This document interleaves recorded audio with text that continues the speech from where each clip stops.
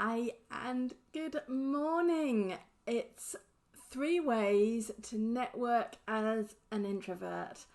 I'm an introvert and I'm guessing you might be too, or even if you don't define yourself as an introvert in business, maybe when it comes to networking, you just feel a little shy, you're not sure what to do and what the best way forward is.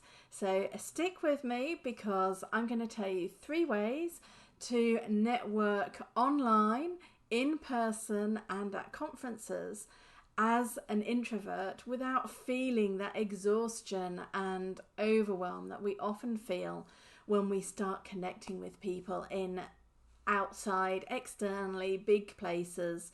Even on Facebook, it's quite a big place and can be a bit daunting. Hi, my name is Susanna Reay, and if you haven't met me before, I work with females who are in business. They're trying to grow their business online and they want to connect and engage with more people, more clients, because they're quietly determined to make a success of it. And there's different ways that we can do this. Not everything needs to be the extrovert way. There are other ways of marketing, growing, connecting and engaging with your business. So let's get down to it. I've got a few little pop-ups here. So point number 1 is, how do you network online? How do we do that? Well, one of the huge advantages that you have as an introvert is to actually respond to a lot of posts, and what you tend to find is people who are more extroverted are very good at implementing and initiating posts online, and they'll be asking questions, asking for advice, asking for support. And what you can do as an introvert is, in the groups where you know your ideal clients are, is you become an active member where you're serving the people who are asking those questions and you're helping them through. And by showing up in terms of responding, showing your value and serving, you'll then be able to make the connections and start gaining your reputation as an expert in your field, and therefore also gaining clients, because people will then want to click on your personal profile. And at this point, you should definitely have on your personal profile your links to your business page, to your business website. So when people are interested in what they're saying and thinking, I wonder if they can help me, you have the answers there and written down. So that is one of the main things that you can show, is your great depth and knowledge by responding within different groups. But after we've done that, it then comes down to a personal meetup. So online as well, we can meet personally. All the time I connect and meet with people who are interested in what I do via Zoom. We connect face to face just like this and we have a conversation.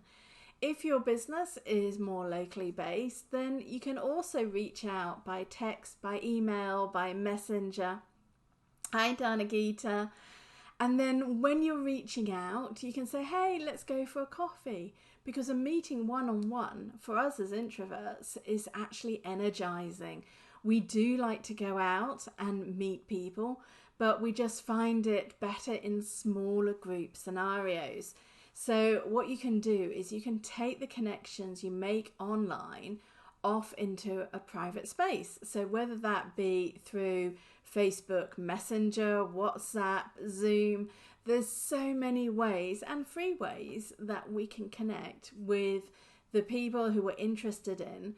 And you just start by having a conversation, asking questions and listening to what the other person has to say.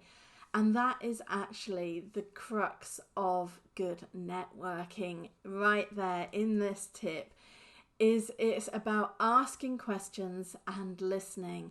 It's not about going with your sales spiel, your elevator pitch about what you do. It's more about asking questions about what other people are doing And then you'll know if they're then interested in you because they'll ask the questions back. So always have it so you feel more comfortable is start by asking the questions of others. And that is really super important. Then after you've met up, you also need to follow up. This is one of the areas that so many people fall down on.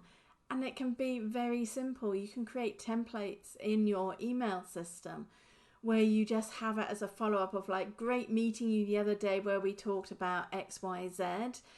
I'll keep you in mind for this, that, or the other, or I'll send you some extra value and information. Or maybe something like, hey, why don't you, when we spoke about this, and you're trying to work out that, here's a blog, here's an article that will help you go a bit further with that. Show that you give value and show that you follow up. So it's not just a one-off meeting, and keep that relationship going, because the basis of good business is actually all about relationships and bonding. Which brings me to the third way to network as an introvert, and that's via conferences. And I know this one is like, oh, and and as an introvert going to conferences, and I pick and choose really carefully where I go and what I wish to attend. So there are many, many different offline conferences that people can attend these days. And you need to pick the ones that really work for you in your business, in your niche, so you know that you're going to be gathering both inspiration and motivation for yourself, as well as meeting like-minded people. And maybe there'll be people who are clients there, but more often or not, again, secret number 2 when it comes to networking is about increasing your connections. And the people you meet, they very well may not be your clients, but that's fine, because what you're doing is you're talking about what you do and who you are helping, and then you'll need to share your business card. So then if they know somebody who is interested, they can look down and go, okay, this person could help you. And a lot of people get this networking aspect wrong. They tend to think, well, I'm there to go get clients. I'm there to go and sell myself. But it's actually far more about sharing your story and listening to others so they can understand what you're doing. And then that in turn will bring clients and greater exposure to you. So when you attend a conference as an introvert, there's several points, 3 main points actually, that I've got written down here that you need to think about. And it comes a lot on the planning up front. So first of all, I would always recommend that you actually stay at the venue of the conference if you can, if not very close by. Because what this gives you is the opportunity that if you need a bit of time out from all the noise, and there's always so much noise at these conferences, people are like, and it gets louder and louder and louder and louder through the day. And I feel myself like my battery's going all the way down. And hi, Lindsay. Yes, networking is about sharing your story. And you've got to be aware of your energy levels. And if you're attending a big all-day conference, 2-day conference, 3-day conference, what you need to do is make sure you look after your own energy levels and take yourself away to re-energize at certain times. And the only way you can really do that is when you step out of it and maybe can go back to your own room for 10 minutes, 15 minutes. Sometimes that's all it takes, just to have that quiet time, or go for a walk. Take yourself out of the inside venue and get the fresh air, which will just waken up your brain again before you can go in and show your best self. So do prepare, if it's somewhere where you need to stay over, that you are close by. If it's somewhere where you don't need to stay nearby because it's close to you, then go for walks. The next thing is be aware that most conferences, they do have lists of attendees or who's going to be there. So do a bit of homework beforehand And if there's anyone in particular you want to meet with, then reach out to them in person before the event and arrange to have a coffee in a quiet corner at a small moment, and make sure then that they're also looking out for you as much as you're looking out for them, because then they know you want that to happen. And that also really helps the conversation, because if you're saying, hey, I'd love to meet you, I want to know a bit more about your story and what's going on in your life, then that is what you need to do. And then lastly is also, I've talked about planning, but don't plan as well. I know this might then go, counter-interactive, but always leave time for the unexpected. I know some people tend to book themselves solid and it's like, it's so constant.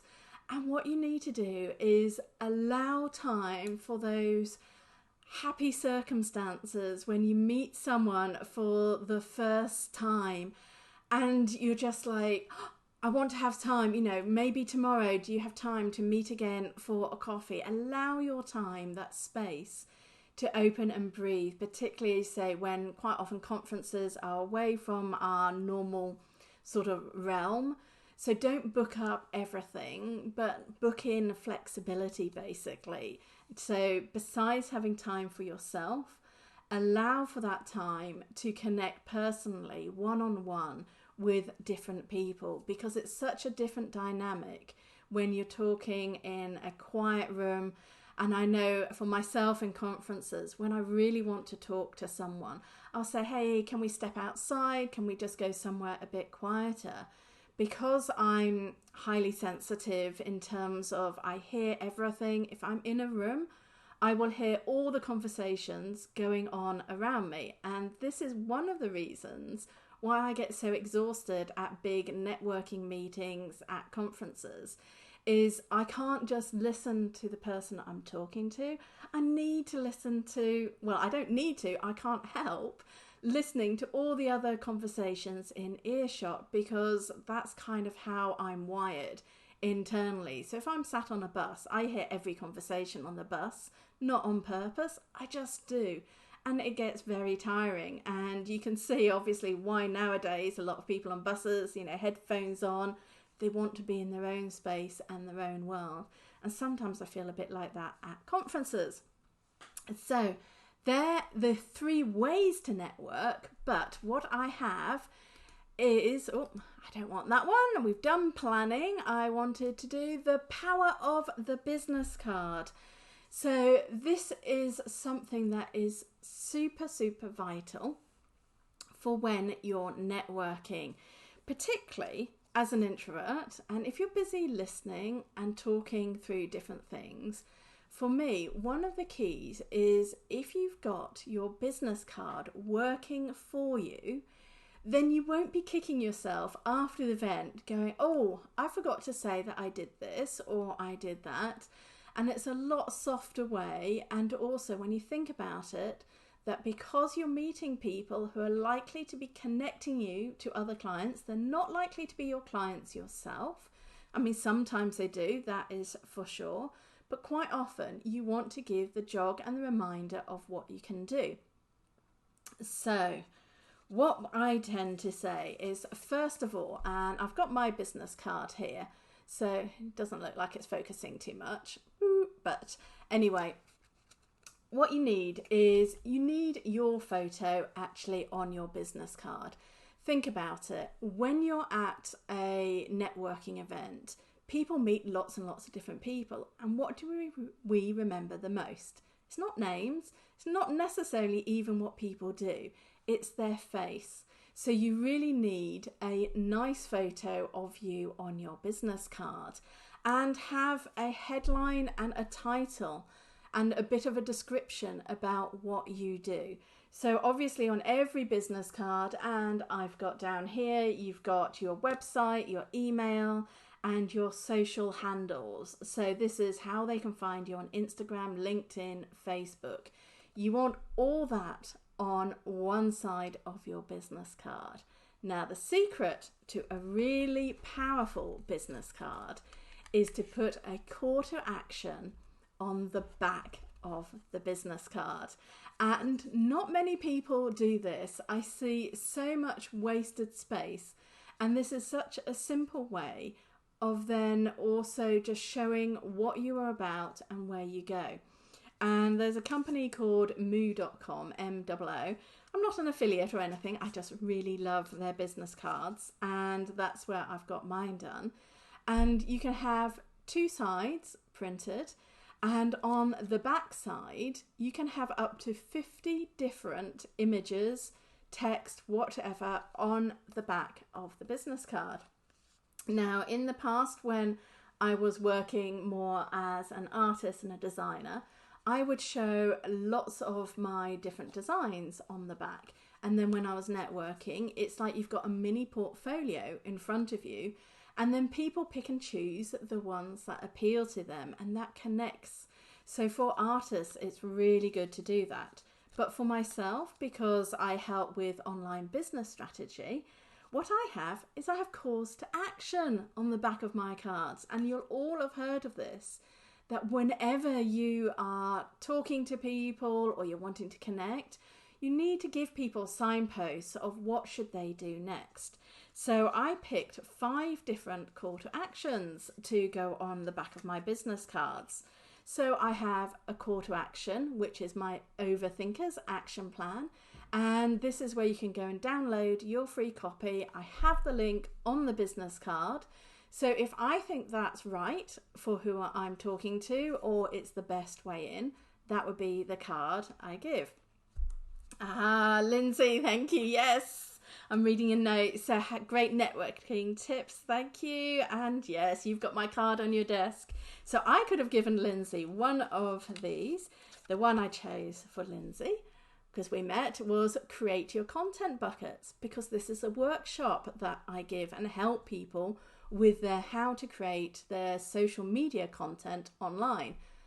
Another call to action is just ask me about this. On the back of another one, I have the painting that I did of my entrepreneur's sales funnel.